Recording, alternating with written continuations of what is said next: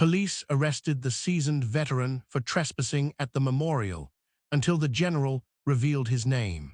The morning mist clung to the granite walls of the Vietnam Veterans Memorial like a shroud of forgotten memories. Thomas Mitchell, a 72-year-old man with weathered hands and clothes that had seen better days, knelt beside panel 15E, his fingers tracing names etched in black stone. His gray beard was unkempt, his jacket torn at the elbow, and his shoes held together with duct tape. To passers-by, he looked like another homeless veteran seeking shelter among the monuments. Officer Sarah Chen had been patrolling the National Mall for 3 years, but she'd never seen someone camping at the memorial before dawn. The man's sleeping bag was rolled neatly beside him, along with a worn duffel bag that seemed to contain his entire life. When she approached, she noticed his lips moving silently, as if in prayer or conversation with the wall itself. "Sir, you can't sleep here," Officer Chen said, her voice gentle but firm. "The memorial closes at midnight and opens at 8 a.m. Thomas looked up with eyes that held depths of sorrow she couldn't fathom. "I wasn't sleeping, officer. I was keeping watch." "Keeping watch?" She glanced at her partner, Officer Rodriguez, who was approaching with backup. The situation was escalating beyond a simple camping violation. Before continuing, give this story a like and subscribe to discover more tales of heroes whose valor isn't written in history books, but carved into the hearts of those who truly knew them. "Sir, I need you to gather your belongings and move along. This is federal property and camping is prohibited." Officer Chen's tone remained professional, though something in the old man's demeanor unsettled her. Thomas slowly stood, his joints creaking audibly in the crisp October air. "I understand, officer, but this is where I belong." He gestured toward the wall. "These men. They were my responsibility." Officer Rodriguez stepped forward, hand resting on his radio. "Sir, we've had reports of someone harassing visitors yesterday. A man matching your description was reportedly telling inappropriate stories and making people uncomfortable." "Inappropriate?" Thomas's voice cracked. "I was telling them about Billy Henderson from Kansas City, how he saved 6 men before stepping on that mine. About Marcus Johnson from Detroit, who wrote letters to his daughter every day until his voice broke." "That's enough," Rodriguez interrupted. "You're coming with us. Public disturbance, trespassing on federal property, and potentially threatening behavior toward tourists." As Rodriguez reached for his handcuffs, Thomas didn't resist. He simply looked back at the wall one more time. "Tell Billy I kept my promise," he whispered to the stone. "Tell Marcus his daughter became a doctor, just like he dreamed." The small crowd of early morning joggers and tourists had gathered, phones recording as the disheveled old man was handcuffed. Comments rippled through the onlookers. "Another crazy homeless vet, and they should keep these people away from the memorials." Thomas walked quietly between the officers, his dignity intact despite the circumstances. As they reached the patrol car, he turned for one last look at the memorial. Panel 15E seemed to gleam in the strengthening sunlight, as if the names themselves were trying to speak.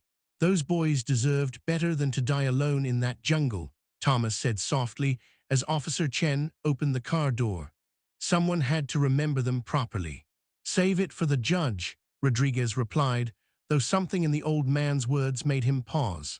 As the patrol car pulled away from the Lincoln Memorial area, heading toward the D.C. Metropolitan Police Headquarters, Thomas watched the memorial shrink in the distance.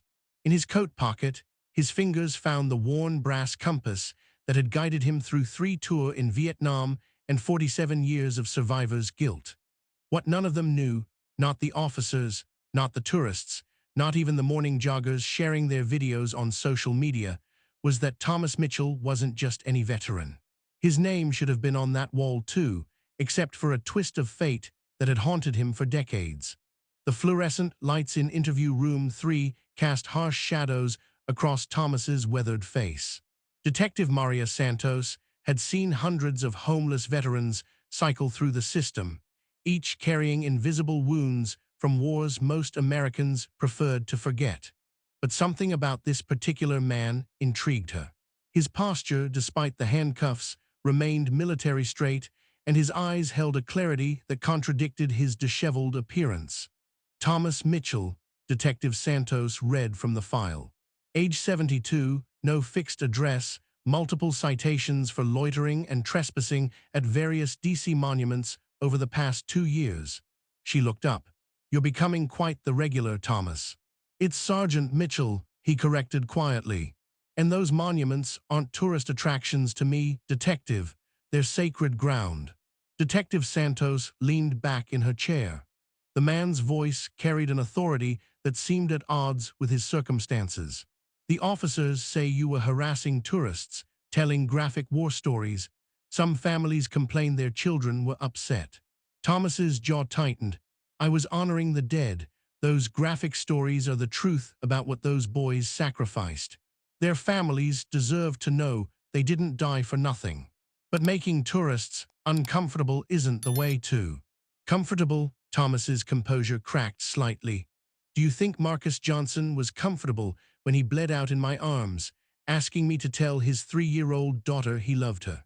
Do you think Billy Henderson was comfortable when he threw himself on that grenade to save his squad?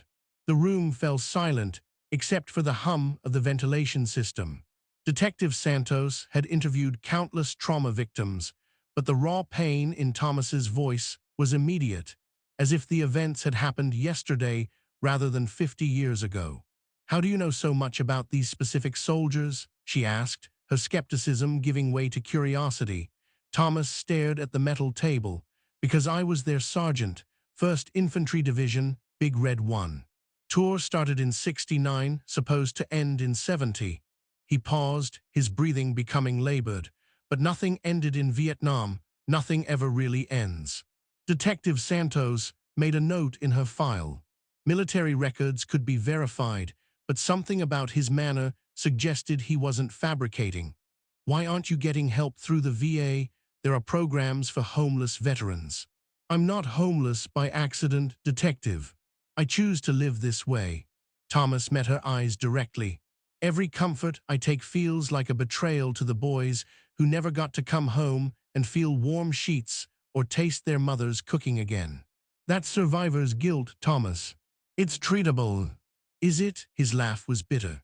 Can therapy bring back the 18-year-old who took the bullet meant for me? Can counseling explain why I got to see my grandchildren grow up, while Marcus's daughter had to learn about her father from a folded flag? Detective Santos felt the familiar weight of dealing with broken warriors. The department had protocols for handling homeless veterans, but Thomas Mitchell didn't fit the typical profile. His speech was articulate, his memory sharp, and his pain focused rather than scattered. The tourists you spoke with yesterday, she continued, they said you claimed to know details about the soldiers that weren't in any official records. How is that possible? Thomas reached into his shirt pocket and pulled out a small, worn notebook wrapped in plastic. I kept records, every conversation, every story they told about home, every joke, every nightmare. Command never cared about that kind of intelligence, but I did. He opened the notebook carefully, revealing pages of faded handwriting in precise military script. Names, dates, personal details, and observations filled every line. Billy Henderson from Kansas City talked about his girlfriend Sarah every night. Said he was going to buy her a ring shaped like a star because she loved astronomy. Marcus Johnson carried a picture of his daughter drawn in crayon. She'd written, "Best Daddy," in purple letters. Detective Santos leaned forward, examining the notebook. The entries were detailed, personal, and filled with the kind of intimate knowledge that could only come from living alongside these men. This is comprehensive. They trusted me with their stories, Detective. When they died, those stories became my responsibility. Thomas's voice grew steady again. Every name on that wall was someone's son, someone's father, someone's dream cut short. If I don't remember them completely, who will? Outside the interrogation room, the morning shift was changing, but neither Thomas nor Detective Santos noticed. They were both lost in the weight of memories that refused to stay buried, and questions that demanded answers neither of them was prepared to give. Detective Santos stepped out of the interrogation room, Thomas's notebook still in her hands. The worn pages contained more detailed personal information about Vietnam casualties than she'd ever seen in official records. Something about the old man's story demanded verification, even though processing homeless veterans rarely required this level of investigation. At her desk, she opened the department's military database and began cross-referencing names from Thomas's notebook with official casualty records. William Billy Henderson died March 15, 1970, stepped on a landmine while on patrol. Marcus Johnson killed April 2, 1970, multiple gunshot wounds during an ambush. The dates and details matched perfectly with Thomas's handwritten entries. Santos, what's taking so long with the homeless guy? Sergeant Williams called from across the bullpen. Process him and move on. We've got real cases. There's something different about this one, Sarge, she replied, not looking up from her computer screen. His military knowledge is too specific to ignore. Her phone rang as she was reading Thomas's entry about a soldier named David Chen, no relation to Officer Chen, who had made the arrest. According to the notebook, David had been killed saving wounded comrades during a mortar attack. The official record confirmed David Chen, Medal of Honor recipient, died May 18, 1970. Detective Santos, D.C. Metro Police, she answered. Detective, this is General Patricia Williams from the Pentagon. I understand you have a man in custody who was arrested at the Vietnam Memorial this morning. Santos straightened in her chair. Calls from Pentagon generals weren't part of her typical day. Yes, sir, ma'am. Thomas Mitchell, arrested for trespassing and disturbing the peace. I need you to release him immediately and escort him back to the memorial. There's been a significant misunderstanding. General, with respect, this man has been arrested multiple times for similar incidents. He appears to be homeless and possibly suffering from PTSD-related delusions about. Detective Santos, the general's voice cut through her explanation with military authority. Thomas Mitchell isn't delusional. He's the reason that memorial exists. The bullpen noise seemed to fade as Santos processed the general's words. I'm sorry, what did you say?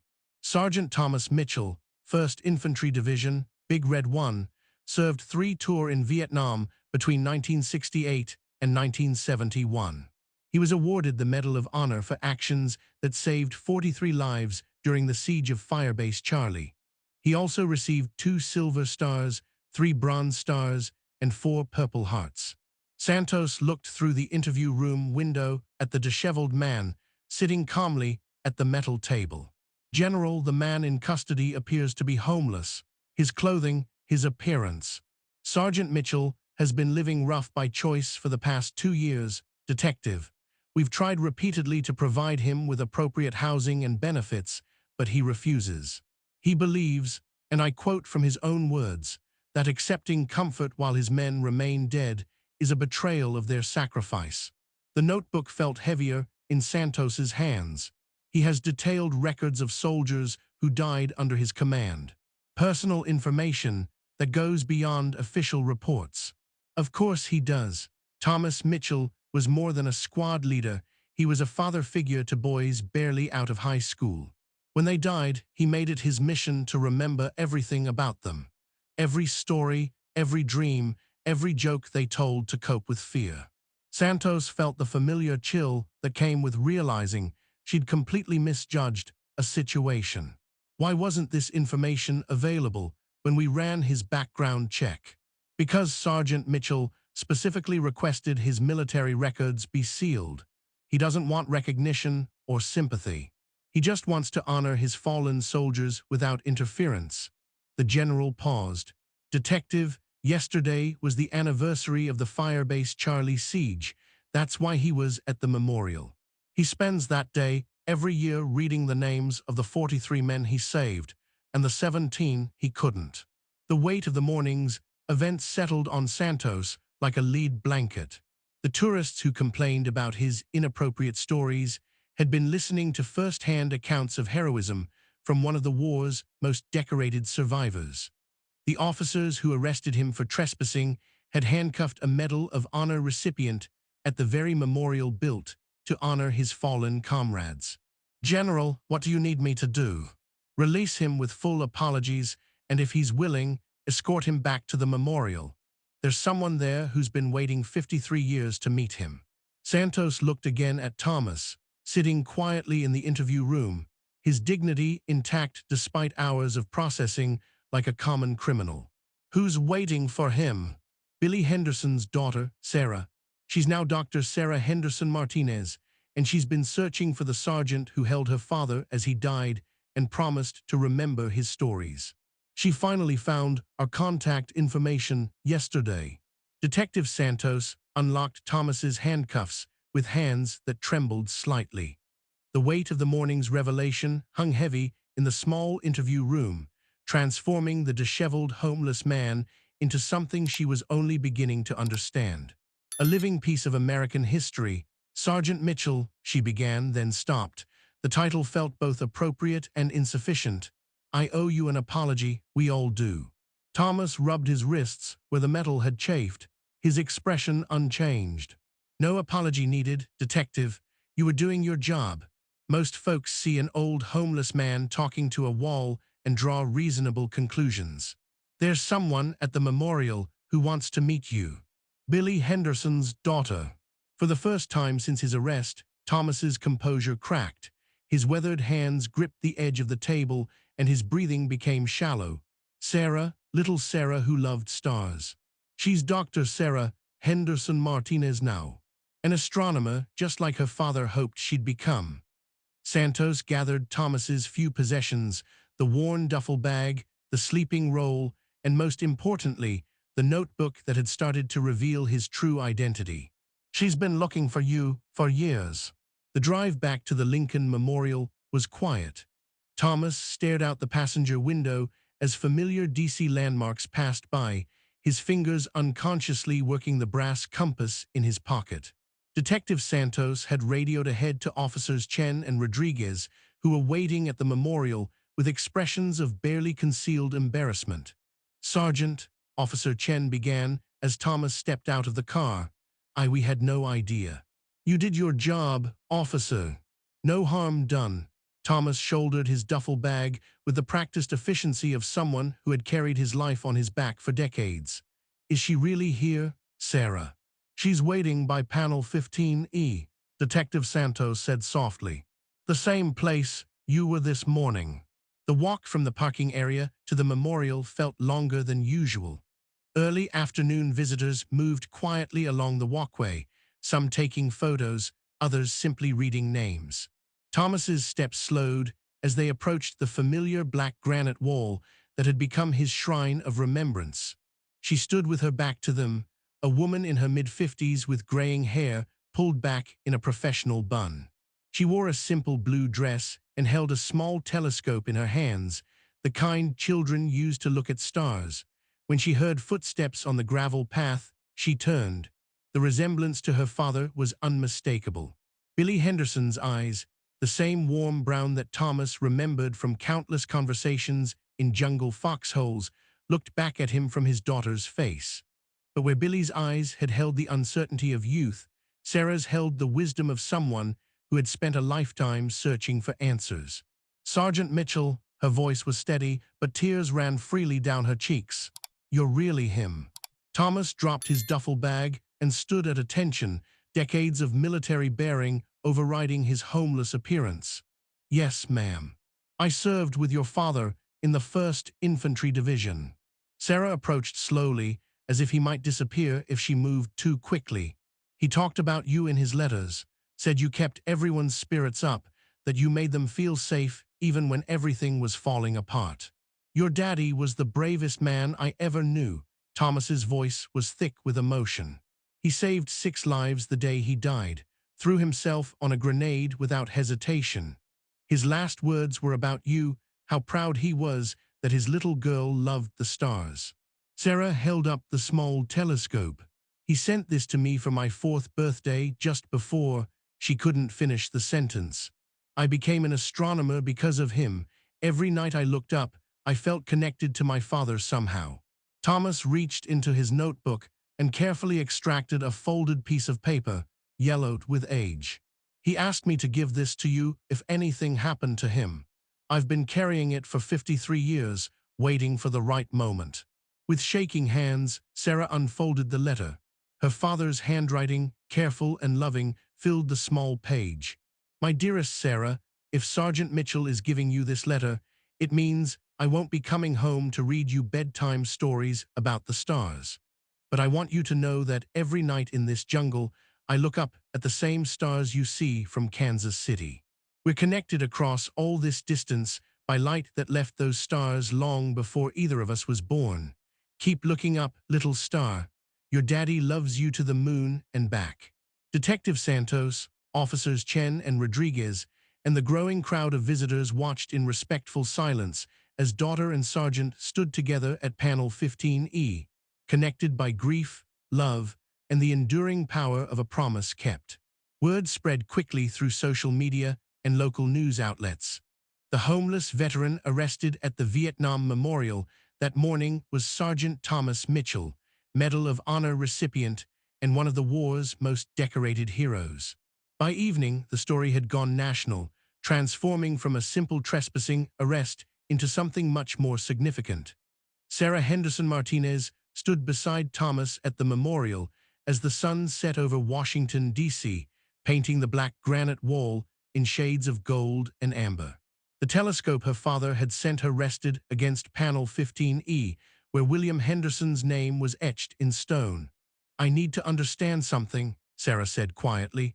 General Williams told me you've been homeless by choice. Why would a decorated war hero choose to live on the streets? Thomas was silent for a long moment, his fingers tracing his father's name on the wall. Because comfort feels like betrayal, Sarah. Every warm bed, every hot meal, every moment of peace.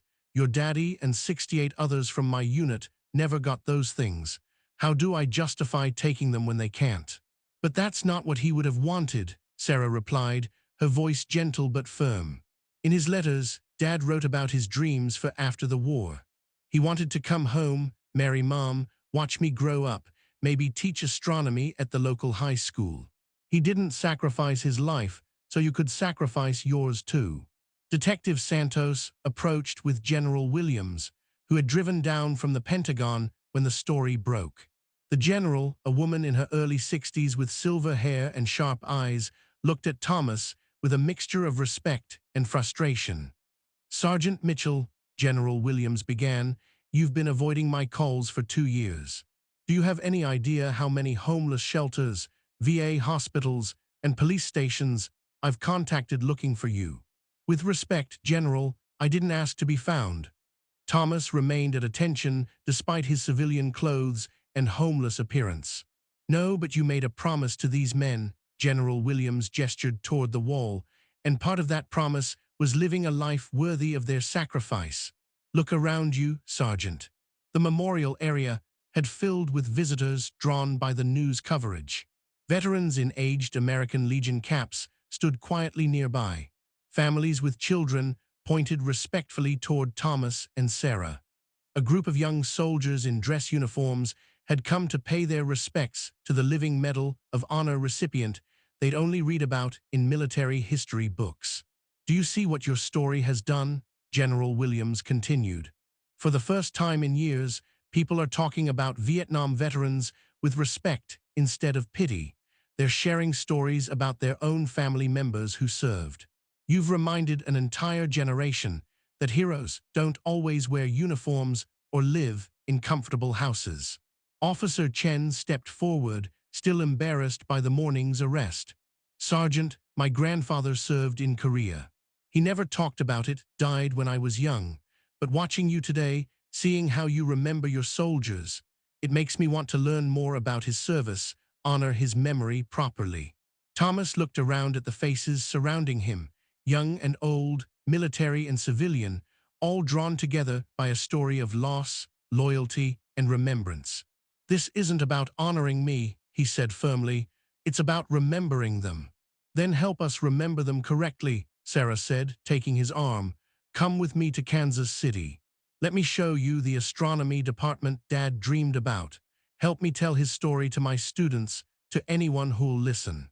And after that, General Williams added, the Army has a proposition. We want you to help design a new memorial program, one that captures the personal stories of service members, not just their names and dates. Your notebook, your memories,